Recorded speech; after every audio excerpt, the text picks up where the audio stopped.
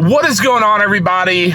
It's your boy John, and welcome back to Gearbox. So today I wanted to talk about something that's been kind of bugging me for a little bit, and not bugging me in the sense that like, oh, we're just gonna scorched earth and get rid of everything and just start over type of deal, but I think this topic is going to potentially, number one, negatively affect some folks.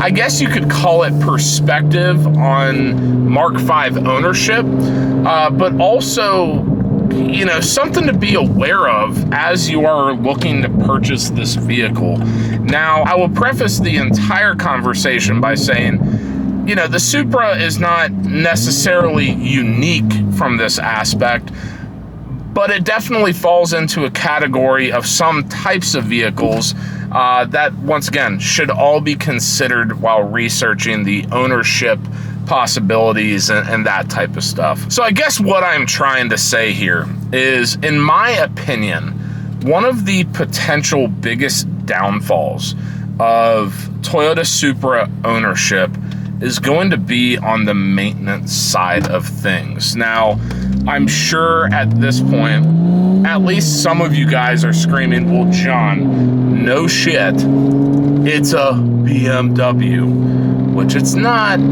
but it is, especially when it comes to the maintenance conversation. But it's something to be considered nonetheless. Now, in case you are completely oblivious to what I'm trying to say here, ownership of the Supra, you know, let's start with like upfront cost.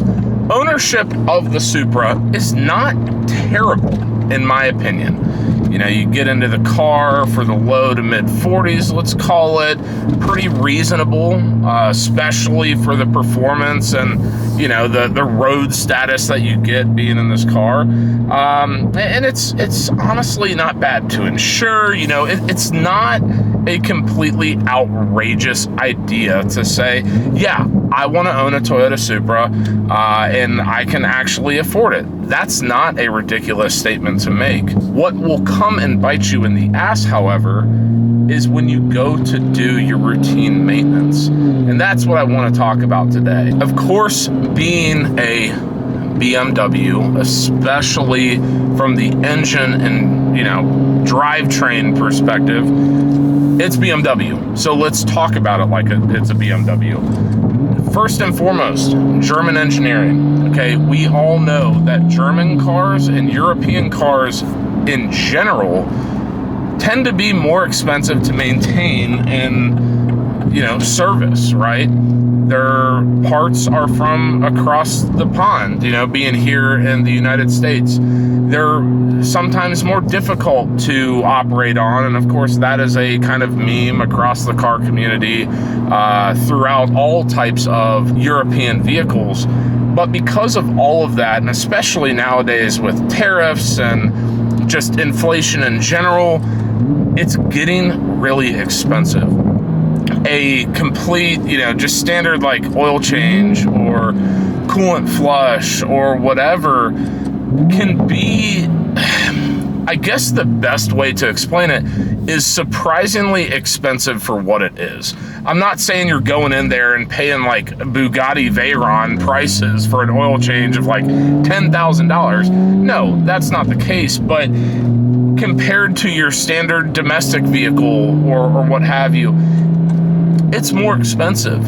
And God forbid you have to get replacement parts like lower control arms or, you know, pistons or any of these types of things that have to be flown overseas.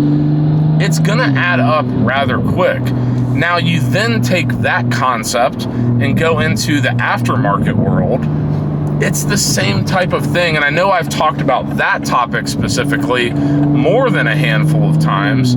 Just being the aftermarket support for this platform is amazing, but going from a WRX to a Supra, your standard, let's call it downpipe for a WRX is going to be $600, and your downpipe for this is going to be $1,800. You know, 3x of what I was used to paying per part.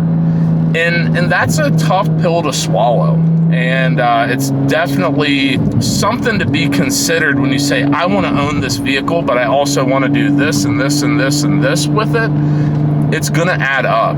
And so you might have to change your expectations a little bit when it comes to timelines of things, or affordability from the standpoint of not just buying the car, but maintaining the car the way that you want to maintain it, while also progressing the car in the world of modifications. It's gonna be more expensive.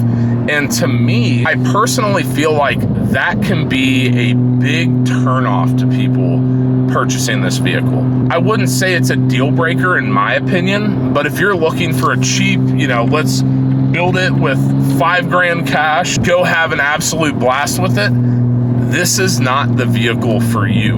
And once again, that goes all the way down from standard maintenance to all of the craziest modifications that you could ever imagine and want, and anything in between. It's just something to keep in the back of your mind. Along those same lines, on the topic of maintenance specifically, is the fact that because this is a Frankenstein car and it's mainly BMW and all that shit, honestly, not many Toyota dealerships will work on these vehicles. They do not have the appropriate techs to be able to do a level of service that they are willing to put their stamp of approval on, and so they just don't. Not to mention, coupling with that, with the idea that Supras are not like a super no pun intended, a super widely produced vehicle.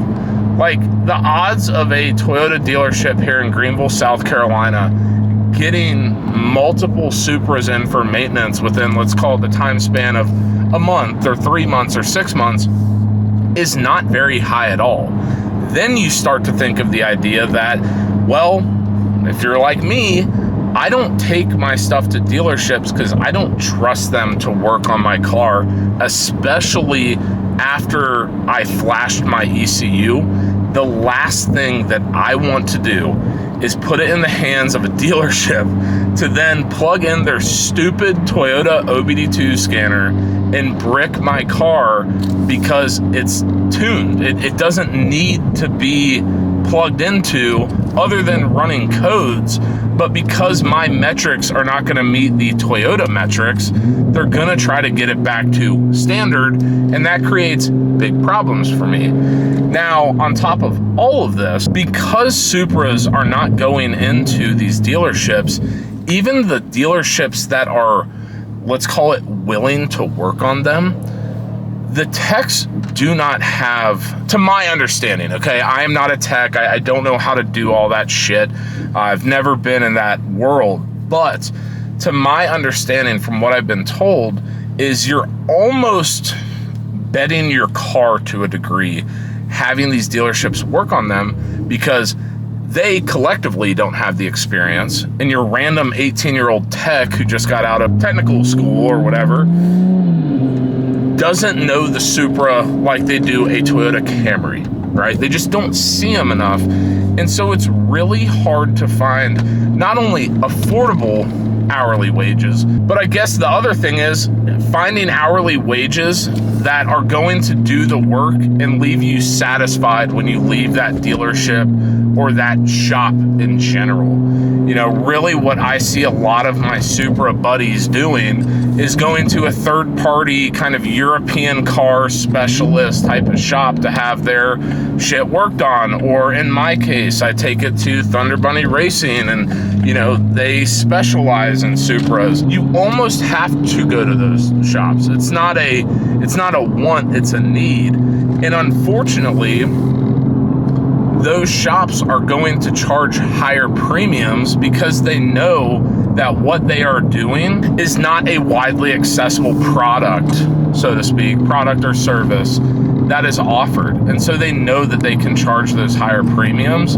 And once again, guys, it's gonna add up over time. Now, hopefully you don't have any crazy issues and you're just constantly in the shop, knock on wood. I haven't had that issue. But every time I do, you know, go to get mods done or have some routine maintenance done, it's not cheap, but I also know that by doing these things, I'm protecting my investment, and therefore, you know, I'm able to validate, I guess you could say, the price that I'm paying to make sure that I'm protecting my investment the best that I can. So guys, I guess what I'm trying to say here is Toyota Supra ownership has been nothing but great. And of course, that's a theme that I've said in pretty much any video that I've ever released on this platform. And it's not bullshit. I love this car. I love all the experiences that I've had. Once again, I haven't really had any bad ones. I mean, a couple here and there, but nothing crazy. But I guess the moral of the story is know what you're getting yourself into. And I think that theme should apply to a lot more than just buying a Supra or Toyota Supra ownership in general. It applies to life. You know, weigh the pros and cons, do your research, all that sort of stuff. But just know that committing to this car is, you know, it's just that. It's a commitment. And you need to know what you're getting yourself into and have the understanding that keeping this car in tip-top shape and getting the maintenance and doing all the things that we hate to do is going to be much different than you modding your Civic or maintaining your Civic. It's just a different tier of vehicle. And I think that should go without saying, but I did want to mention it. I get a lot of people on this channel, which I am extremely grateful for. So if you're still here at the end of the video, drop a like, comment, whatever. But I get a lot of people that hit me up about, hey man, I'm looking at buying this car. What do you think? Or, hey, you mentioned this, but what about this? And almost, I act in a consultative role, which I really enjoy. I do think this platform is a net positive, but just like anything, nothing can be perfect. Jack of all trades, master of none type of conversation. But as long as you are aware of what you are getting yourself into, you're gonna set yourself up for success. Don't tell yourself lies. Don't, you know, feed yourself sunshine and rainbows and all that shit. That's not gonna work. But all in all, it's really not bad. Just find yourself a reputable company or shop or whatever that's gonna do you right and keep your car in the best shape that it possibly can be. And I promise you, you will have an absolute blast in ownership of this platform. So guys, that is going to do it for another episode of Gearbox. Once again, if you like this video, please give it a big fat thumbs up. If you have any questions or comments alike, drop them in the comment section down below. And as always, guys, hit subscribe, hit the notification bell. You know the drill. And until next time, peace.